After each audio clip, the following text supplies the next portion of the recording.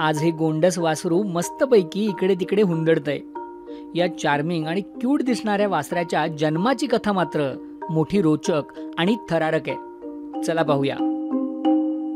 तर झालं असं की फुलंब्रीतल्या ममदाबादमधील फार्मर कपचे शेतकरी साईनाथजी यांनी मागच्या साली सुरू केला दुग्ध व्यवसाय। पण या व्यवसायाचा कुठलाच अनुभव त्यांना नव्हता। देखभाल कशी करायची, त्याचा आहार कसा पाहिजे, तिचं दूध किती वेळात काढले गेलं पाहिजे, कसं काढले गेलं पाहिजे, याचंही चंबूत आम्हाला काही ज्ञान नव्हतं त्याचं। त्याच्या अवघानं आमचं जे मागच्या वर्षी येत होतं पूर्णपणे फेल गेलं। साईनाथ भाऊ चिंतेत होते आणि अशातच त्यांना बातमी कळली ती पाणी फाउंडेशनच्या एका नव्या डिजिटल शाळेची। पाणी फाउंडेशनच्या नव्या कोऱ्या दुग्ध व्यवसाय डिजिटल पशुधन शाळेत या। Don't forget.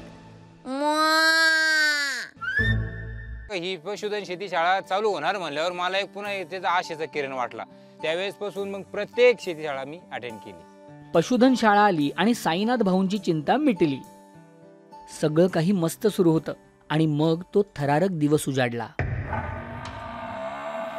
साईनाथ भाऊंची गाय गाभण होती आणि सकाळपासूनच तिला तीव्र वेदना होत होत्या। ती सकाळीच आम्ही चारा पाणी करायला आलो तर ती उठ बस करायला लागलं। गाय एकदम खालीवर उठत होती, बसत होती।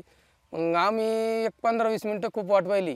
गायीकडे बघून साईनाथ भाऊंचाही जीव वर खाली होत होता। मोठ फुटून ती 1 ते 1.5 तास ती गाय तशीच ताटकळत होती।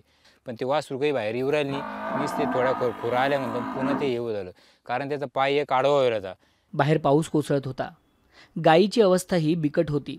या परिस्थितीत मग साईनाथ भाऊंनी आपल्या जवळच्या गुरांच्या डॉक्टरांना फोन लावला। त्यांनी सांगितलं की तुमच्याकडे येण्यासाठी 1.5 किलोमीटर गाऱ्यातून चालत नाही, आम्हाला शक्य नाही एवढे। आम्ही सगळेजण बसलो, म्हणलं आता करा तर काय करा, डॉक्टर पण येत नाही म्हणलं, आता आपलं काही खरं नाही, आता आपली गाय आहे ना वाचूच शकत नाही म्हणलं अशा परिस्थितीमध्ये। आता काय करावं काहीच सुचेना। तेव्हा साईनाथ भाऊंना आठवण झाली ती पाणी फाउंडेशनचे तालुका समन्वयक असलम बेग यांची। शेवटचा एक पर्याय म्हणून काय ना, पण मग लगेच मग फोन लावला असलम सरला। त्यांना सांगितलं, म्हणलं सर असं असं झालं, हे असं असं आता काय करू आता। म्हणून मग मी त्यांना थोडंसं धीर दिला, म्हणलं चिंता नका करू, आपण काय करू, मोहिते सरांना फोन लावू। तर त्यांनी सांगितलं की सर एक पशुपालक खूपच टेन्शनमध्ये आहेत, तर त्यांना थोडंसं तुमच्याशी बोलायचं आहे। मोहिते सरांनी मग लगेच कॉल केला तो पशुशास्त्रज्ञ डॉक्टर नितीन मार्कंडे यांना। अचानकच मोहिते साहेबांचा फोन आला आणि ते म्हणत होते की आपलं एक पशुपालक आहेत आणि त्यांची गाय व्यायला झाली सर, थोडेसे तणावग्रस्त आहेत, तर तुम्ही त्यांच्याशी बोलाल का, काय करता येईल आपल्याला या बाबतीत मदत। म्हटलं भाऊ अजिबात काळजी करू नका। आणि मग सुरू झाले शास्त्रज्ञ आणि शेतकरी यांचे गायीच्या ऑनलाईन डिलिव्हरीसाठी आटोकाट प्रयत्न। शास्त्रज्ञांनी फोनवरून सगळी परिस्थिती जाणून घेतली आणि योग्य ते मार्गदर्शन केलं। मार्कंडे सरांनी एवढ्या साध्या सोप्या भाषेत त्यांना सांगितलं, म्हणजे त्यांचं टेन्शन एकदम झटक्यात कमी करून टाकलं। पाय असा आडवा झालेला होता, मग आडवा झालेला होता मी ते सरळ केले, सरळ केल्यास नंतर मग आम्ही ते हळूहळू हळूहळू वासरू बाहेर ओढून घेतलं। ज्यावेळेस ती डिलिव्हरी झाली म्हणलं बरं झालं। गोंडस वासरू जन्माला आलं आणि सगळ्यांचा जीव भांड्यात पडला। वासराला जेव्हा हात लावला होता ना मी, तेव्हा असं वाटलं याला सोडाच नाही, त्याला संगच घेऊन गेला वाटत। सगळे खुश होते, पण धोका अजून टळला नव्हता। बाळ तर सुखरूप आहे, पण बाळंतिणीचं काय। आता ती डिलिव्हरी होत नाही, ती सगळं होत नाही, तर म्हणलं आता जार वगैरे पडन ते पाहू म्हणलं, तर त्याच्यातच ती रक्ताचा जो स्राव आहे, रक्ताच्या ज्या गाठी येणं ते सुरू होऊन गेलं पुन्हा बी। म्हणलं आता ही एक समस्या संपत्ती तर दुसरी उभी म्हणलं आता ही। मग पुन्हा साईनाथ भाऊंनी धावा केला तो मोहिते सर आणि पशुशास्त्रज्ञांचा। मी क्षणाचाही विलंब न करता आमचे दुसरे तज्ज्ञ expert doctor Anil Patil sir यांच्याशी मी डायरेक्ट त्यांना जोडून दिलं। पण त्यांना अगदी फार सोपा उपाय, घरगुती उपाय सांगितलं। आपली थंड बर्फची बॉटल घ्यायची आणि बॉटल येऊन बाहेर ठेवायची। आता बर्फाची बॉटल म्हणल्यावर आता ह्या टायमात कोण बर्फ ठेवतो फ्रीजमध्ये।